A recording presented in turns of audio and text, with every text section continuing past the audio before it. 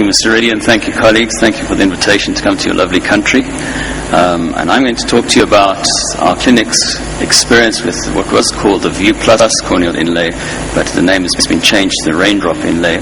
I'd like to acknowledge the contribution of my colleagues, and in terms of my disclosures, I've been supported in this trip by Revision Optics, who produced this lens. This lens is similar in many ways to Bobby Young's implant in that it goes into the cornea, one eye in the non-dominant eye of emmetropic patients. It can be implanted into emmetropic presbyopic patients or into the corneas of patients who have a concomitant refractive error, and this procedure can be combined with laser refractive surgery, LASIK specifically. The inlay in this case it has a water-like transparency, and it's a gel-like consistency. For the surgeons, it feels somewhat like the anterior capsule when you do a capsular rhexis of the lens. That's the sort of consistency of it. It's not rubbery and it's not rigid at all. It's very soft. It produces an area of increased curvature in the center of the pupil to improve the near vision, and this you can see that in the topography on the top left-hand corner that it raises the central cornea slightly. It is 2 millimeters in diameter, and it's 32 microns in thickness in the center.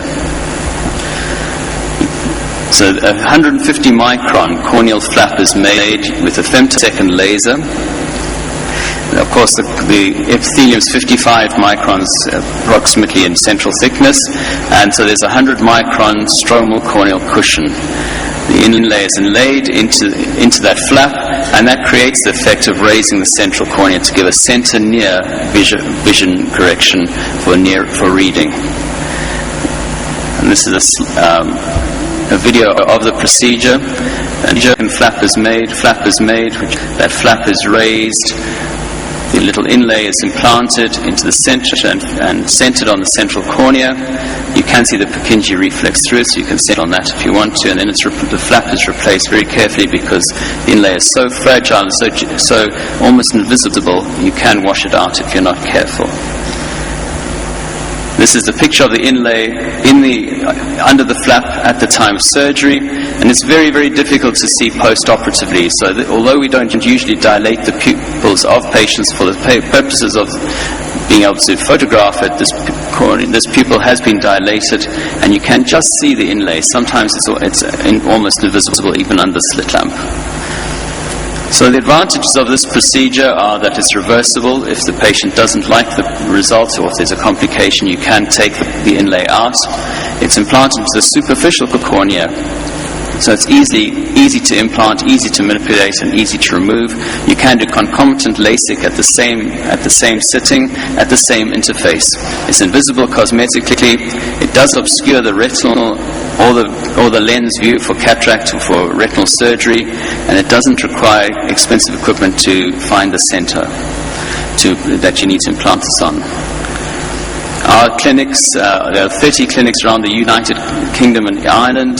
Most of the patients are assessed and recruited by optometrists who are non-surgical optical eye care professionals for the patients, and they tell the patients about the pros and cons of the procedure.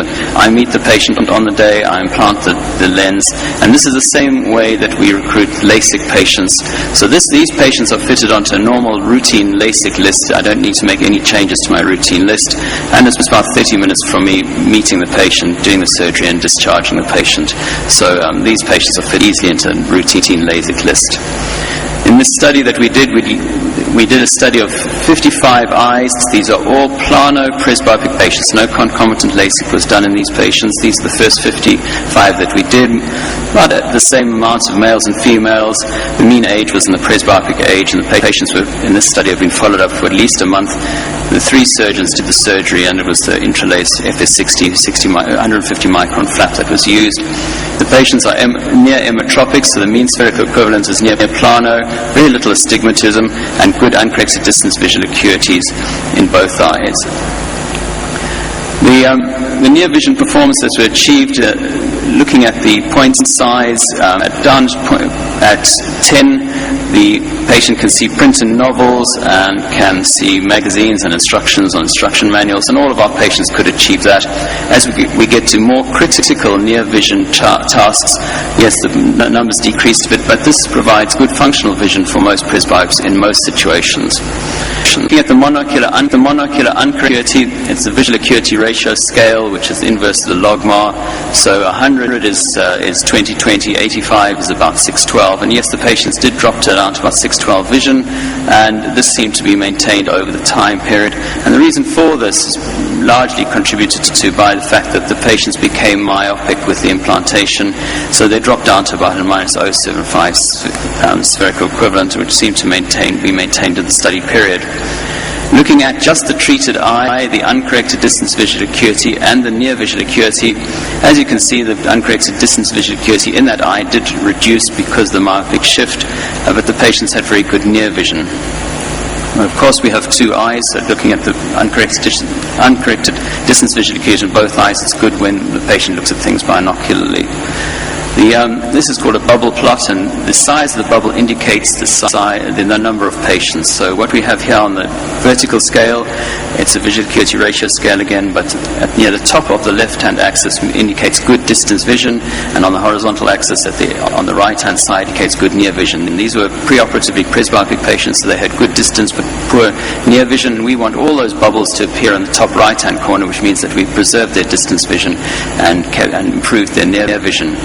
And in the first month, yes, we've moved them across, but because of the myopic shift, some of them, their distance vision had reduced somewhat. In the last month, there were some patients who had a reduction in distance and near vision, and I'll cover that shortly. But most of the patients had achieved good distance and good near vision.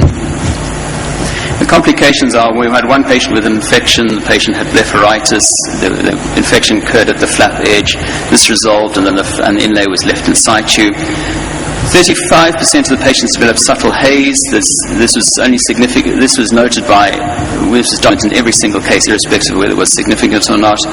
Only 23% of them were significant in that they affected the visual acuity, and 1 to 2 lines of vision were lost. They were treated with topical steroids, and this resulted in all but 2 of the patients they had persistent haze, and so these 2 inlays were removed, and the patient's vision returned to their preoperative visual acuity state. What's important is, of course, our patient satisfaction, and the way we rate patient satisfaction is everything from CBBB means couldn't be better, pleased with results, and satisfied. These are all good criteria that the patient should fit into these categories. Hope for better is unfortunate. We don't want any patients then regretting having had it. We didn't have any of those patients. We were very happy to report that 96% of our patients were in the satisfied or better category, which is equivalent to this age group with our LASIK procedures. Thank you very much.